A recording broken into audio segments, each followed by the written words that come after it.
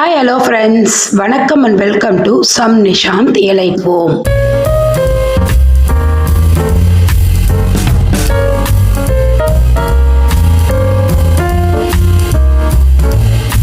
இந்த வீடியோவில் நம்ம ரொம்ப நாள் நான் கார்டனில் இதை எப்படி மாற்றுறது அப்படின்னு யோசிச்சுட்டு இருந்த ஒரு பெரிய வேலையை செஞ்சு முடிச்சாச்சு. அதை பற்றியும் அதுக்கப்புறமா கருவேப்பிலை சாதம் எப்படி செய்யறது அப்படிங்கிறத பற்றியும் தான் பார்க்க போகிறோம். வாங்க வீடியோக்குள்ளார போகலாம்.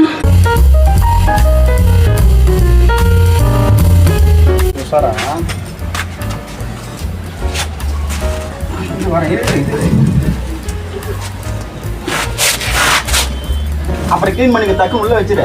இருங்க, அது மண் இருக்காது வச்சு கை மேல ஏதாவது உளுந்துற போகுதுறாமா. இந்த செடி நம்ம அந்த சிவப்பு கலர் பூக்கும் இல்லைங்களா, அந்த செடி நான் தெரியாம ஆரம்பத்துல இந்த பெரிய தொட்டிக்கு ரெண்டு செங்கல்ல வச்சிட்டேன். இப்ப ஒரு 2-3 வருஷம் அது ஓகேவா இருந்தது. ஆனா இப்ப பாத்தீங்கன்னா வருஷம் மழை வரவும் அந்த செங்கல் எல்லாம் கரைஞ்சி ஒரு பக்கமா சாஞ்சிடுச்சு. அந்த தொட்டியை தூக்கிட்டு வேற கல்லு மாத்துறது எப்படிடா அப்படின்னு ரொம்ப யோசனையா இருந்துச்சு.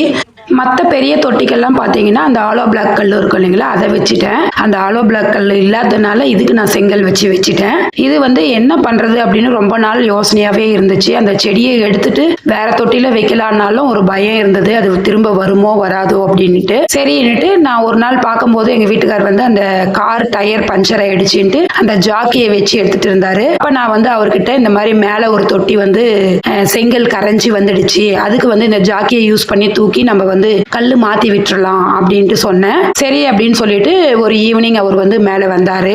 பார்த்துட்டு சரி நானே பிடிச்சி தூக்குறேன், ஒரு பக்கமா நீ கல்லை வச்சிரு அப்படின்னு சொல்லி ரொம்ப கஷ்டப்பட்டு நாங்க அந்த கல்லை சக்சஸா வச்சு முடிச்சிட்டோம்.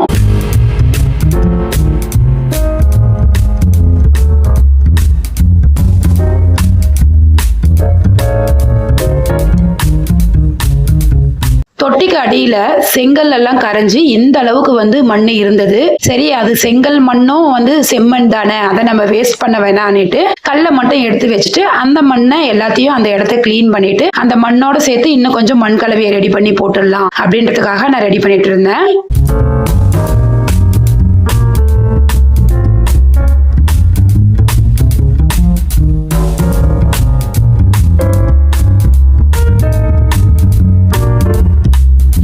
ரொம்ப நாள் எப்படிதான் இதை செய்ய போறோம் அப்படின்னு யோசிச்ச வேலை அன்னைக்கு முடிஞ்சது. அது எனக்கு ரொம்பவே சந்தோஷமா இருந்தது. அதுக்கப்புறம் நான் அந்த தொட்டியில ஒரு கால்வாசி மண்ணை எடுத்துட்டு இருந்தேன், ஆல்ரெடி எடுக்கிறதுக்கு ஈஸியா இருக்கிறதுக்காக. அதோடு இல்லாம எப்பவுமே பாத்தீங்கன்னா வருஷத்துக்கு ஒரு முறை நான் அந்த மாதிரி ஒரு கால்வாசி மண்ணை எடுத்துட்டு அதுக்கப்புறம் புது மண்ணு கொஞ்சம் கொட்டி அதுல கொஞ்சம் எருவெல்லாம் கலந்து நம்ம அதை கொட்டி விட்டோம்னா செடி நல்லா செழிப்பா இருக்கும். அன்னைக்கு எடுத்தோம். சரி, நம்ம உரம் கலந்து அந்த மண்ணை கொட்டி விட்டுடலாம் அப்படின்றதுக்காக புது மண்ணை மாத்தி நான் கொஞ்சம் அந்த வேப்பம் புண்ணாக்கு, அதுக்கப்புறம் நம்ம கிட்ட தொழு உரம் இல்ல, நம்ம அந்த இலைகள் எல்லாம் எடுத்து போட்டு செஞ்சு வச்ச கம்போஸ்ட் இருந்தது.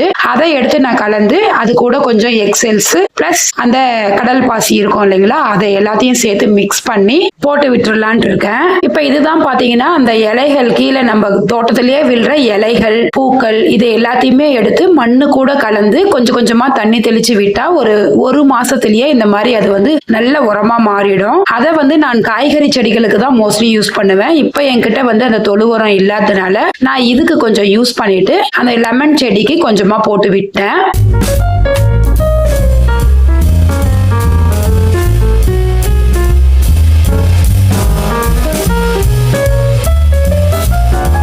எனக்கு இந்த கார்டன் வேலையில இன்ட்ரெஸ்ட் இருக்கிற அளவுக்கு எங்க வீட்டுல என்னோட குழந்தைகளுக்கோ என்னோட ஹஸ்பண்டுக்கோ அந்த அளவுக்கு இன்ட்ரெஸ்ட் இருக்காது.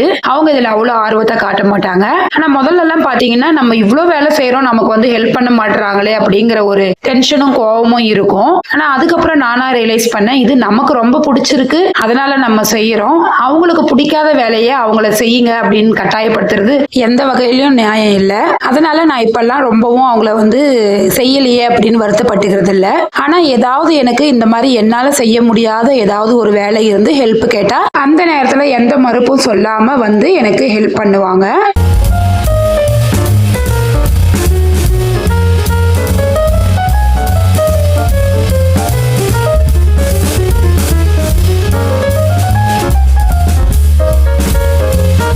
முதல்ல நான் கார்டனை ஸ்டார்ட் பண்ணும்போது நிறைய வேலைகள் இருந்தது. கொரோனா பீரியட்ல தான் நான் வந்து இதை கொஞ்சம் கொஞ்சமா செட்டப் பண்ணேன். இந்த ஃபுல் மாடி தோட்டத்தையும் செட்டப் பண்றதுக்கே எனக்கு வந்து 2 இயர்ஸ் கம்ப்ளீட் ஆச்சு. அந்த மாதிரி ஒவ்வொரு தொட்டியா ஒவ்வொரு செங்கல்லா அந்த மாதிரி கீழே இருந்து எடுத்துட்டு வந்து செஞ்சு உருவாக்கின ஒரு தோட்டம் தான் இது. முதல்ல எல்லாம் ரொம்ப ஹார்ட் ஒர்க் பண்ணும்போது எங்க வீட்டுல எதுக்கு இவ்வளோ கஷ்டப்படுற, என்னத்துக்கு இந்த வேலையெல்லாம் செஞ்சுட்டு இருக்கிற, என்ன போய் வாரத்துக்கு 200-300 காய் வாங்கினா சரியா போயிடு போகுது, எதுக்கு இவ்வளவு ஹார்ட் ஒர்க் பண்ணிட்டு இருக்கிற, மாடி எல்லாம் கூட வேஸ்ட் ஆகும் அப்படின்னு சொன்னாங்க. ஆனா அதுக்கப்புறம் நான் ரொம்ப ஆர்வமா அதுல ஈடுபாடோட செய்யும் போது சரி உனக்கு பிடிச்சிருந்தா நீ செஞ்சுக்கோ அப்படிங்கிற மாதிரி ஃப்ரீயா விட்டுட்டாங்க. நம்ம வந்து ஹெல்ப் பண்ணாட்டியும் நமக்கு வந்து ஃப்ரீனஸ், அந்த ஃப்ரீனஸ் இதை செய்யவே கூடாது அப்படின்னு சொல்லாம உனக்கு பிடிச்சதை நீ செஞ்சுக்கோன்ற ஃப்ரீடம் கொடுத்ததே வந்து எனக்கு பெரிய விஷயமா தான் தெரியுது. அது கூட நிறைய பெண்களுக்கு வந்து கிடைக்கிறது இல்ல.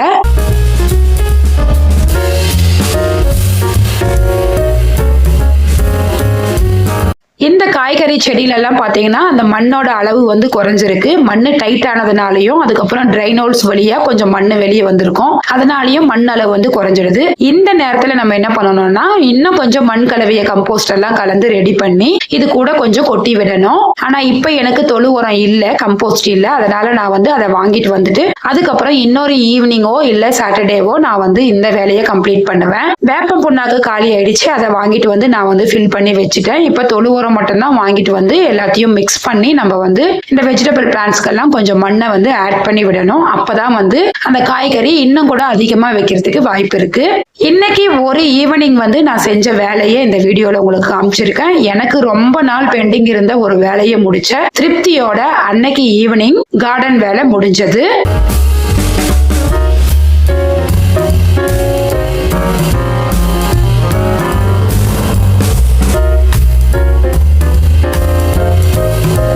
இங்க பாத்தீங்கன்னா மேல காம்பவுண்ட் சுவர்ல இந்த மாதிரி வெடிப்பு இருக்கு. இந்த இடத்துல நம்ம தொட்டி வச்சு அதுக்கு தண்ணி ஊத்துறதுனால அது வழியா தண்ணி போயிட்டு பில்டிங் வேஸ்ட் ஆகும், அதனால இந்த காம்பவுண்ட் மேல செடி எல்லாம் இருக்கிறதெல்லாம் எடுத்துரு அப்படின்னு சொன்னாரு. சரி அதை இன்னொரு ஈவினிங் செஞ்சுக்கலாம் அப்படின்னு நினைச்சிட்டு விட்டுட்டேன். டைம் இல்லை. அன்னைக்கு பார்த்தா நல்ல சன் வந்து செட் ஆகுற நேரம், நல்ல இருண்டுட்டு வந்துடுச்சு, மழை வர்ற மாதிரி இருந்தது. அதனால இப்போ ஒரு 2-3 நாளாவே செடிக்கு தண்ணி ஊத்துற வேலை இல்லை. அதனாலதான் இந்த மாதிரி எக்ஸ்ட்ரா வேலையெல்லாம் நம்மளால ஈஸியா செஞ்சு முடிக்க முடியுது. அவ்வளவுதான், அன்னைக்கான கார்டன் வேலை இதோட முடிஞ்சது.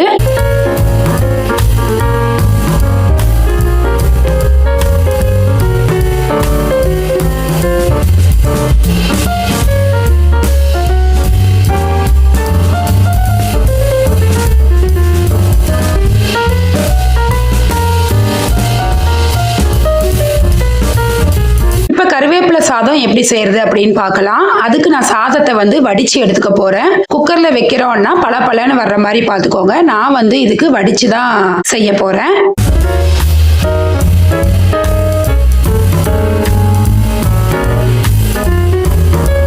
நான் வந்து புழுங்கல் அரிசி எடுத்திருக்கேன், அதனால 1/2 மணி நேரம் பிஃபோராவே நான் ஊற வச்சுட்டேன். பச்சரிசினா உடனே செய்யலாம், புழுங்கல் அரிசின்னும் போது முன்னாடியே ஊற வச்சுக்கோங்க. உலை காஞ்சதும் நம்ம வந்து அரிசியை போட்டுட்டு அதுக்கப்புறம் கருவேப்பிலை பொடிக்கான ப்ரிப்பரேஷன்ஸை செஞ்சோம்னா நம்ம வந்து அந்த சாதம் வடிச்சு ஆறுறதுக்கும் இந்த ப்ரிப்பரேஷன் முடியறதுக்கும் சரியா இருக்கும். அதுக்கு 2 கைப்பிடி அளவுக்கு நான் வந்து கருவேப்பிலையை நல்லா அலசிட்டு இந்த மாதிரி வாணல்ல போட்டு நல்லா வறுத்து எடுத்துக்கிட்டேன். மொறுன்னு வர்ற அளவுக்கு நம்ம வந்து வறுத்து எடுத்துக்கணும்.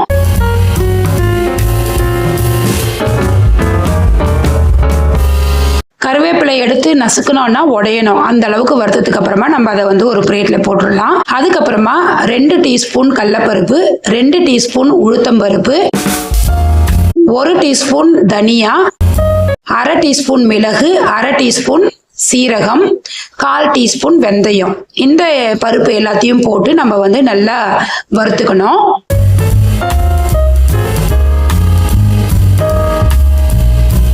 வறுத்துட்டு கொஞ்சமா நிறம் மாறினதுக்கு அப்புறமா ஒரு 4 காஞ்ச மிளகாய் போட்டு அதையும் நல்லா ஃப்ரை பண்ணிட்டு அந்த கறிவேப்பிலையோடய சேர்த்து நம்ம ஆற விட்டுடலாம்.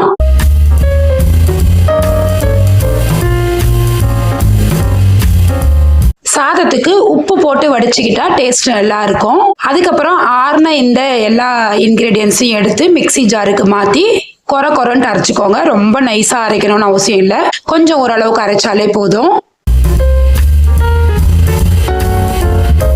ரொம்ப விலை மலிவா கிடைக்கிற இந்த கறிவேப்பிலையை வந்து நம்ம நிறைய ஃபுட்ல வந்து யூஸ் பண்ணுவோம். சாம்பார், பொரியல், ரசம் இந்த மாதிரி எல்லாத்துலயுமே கொஞ்சமா நம்ம வந்து யூஸ் பண்ணுவோம். நம்ம நினைச்சிட்டு இருக்கிறோம் அது வந்து ஃபிளேவருக்காக தான் நம்ம வந்து அதை யூஸ் பண்றோம்னுட்டு. ஆனா அந்த கறிவேப்பிலை இருக்கிற சத்துக்கள் வந்து என்னென்ன அப்படிங்கிறது எல்லாருக்கும் தெரியுமான்னு தெரியாது. இதுல அந்த அளவுக்கு வந்து ஹெல்த் பெனிஃபிட்ஸ் வந்து இருக்கு.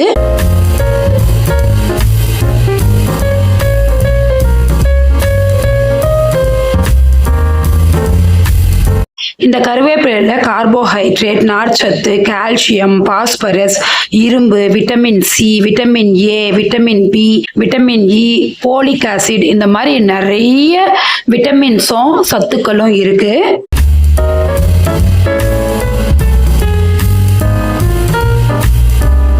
சாதத்தை ஆற விட்டுட்டு நம்ம தாளிப்பு ரெடி பண்ணிடலாம். கொஞ்சம் தாராளமா எண்ணெய் விட்டு கடுகு, கடலைப்பருப்பு, உளுந்தம்பருப்பு போட்டு அது கொஞ்சம் வறுத்ததுக்கு அப்புறமா கறிவேப்பிலை சேர்த்து வறுத்துட்டு ஒரு வெங்காயத்தை ஆட் பண்ணிக்கலாம். இப்போ நம்ம பேக் பண்ணிட்டு எடுத்துட்டு போறோம், அடுத்த நாள் சாப்பிட போறோம்னா இந்த வெங்காயத்தை வந்து அவாய்ட் பண்ணிடலாம். அதுக்கப்புறம் பூண்டை வந்து ஒன்றும் பாதியமா தட்டியும் போடலாம், இல்லை முழுசா சின்ன சின்னதாக கட் பண்ணியும் போடலாம். தேவைக்கேற்ப காஞ்ச மிளகாவை சேர்த்துக்கோங்க. ஆல்ரெடி நம்ம வந்து பொடியில மிளகாய் போடுறதுனால பார்த்து சேர்த்துக்கோங்க.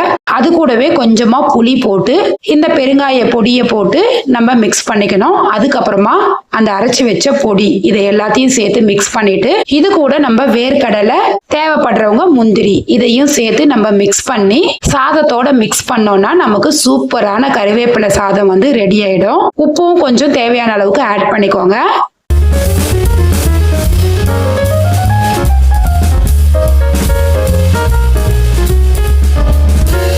இவ்வளவு விட்டமின்ஸும் சத்துக்களும் நிறைந்த இந்த கறிவேப்பிலையை சாப்பிட்றதுனால என்ன பலன் அப்படின்னா, ஹார்ட் ஃபங்க்ஷனிங்கை வந்து சீராக்குது, அப்புறம் ரத்த சோகை நோயை வந்து விரட்டுது, நோய் எதிர்ப்பு சக்தியை அதிகமாக்குது, ஹேர் க்ரோத்துக்கும் ஹேரை ஸ்ட்ரென்தன் பண்றதுக்கும் இது ரொம்பவே யூஸ் ஆகுது. அதுக்கப்புறம் ஸ்கின் க்ளோயிங்க்கும் வந்து இந்த கறிவேப்பிலை ரொம்பவே பயனுள்ளதா இருக்கு. கண்டிப்பா இதுக்கு மேல கறிவேப்பிலையை தேவையில்லாத பொருள் அப்படின்னு ஃபுட்ல இருந்து எடுத்து போடுறதை விட்டுட்டு அதையும் சேர்த்து சாப்பிட ட்ரை பண்ணுவோம்.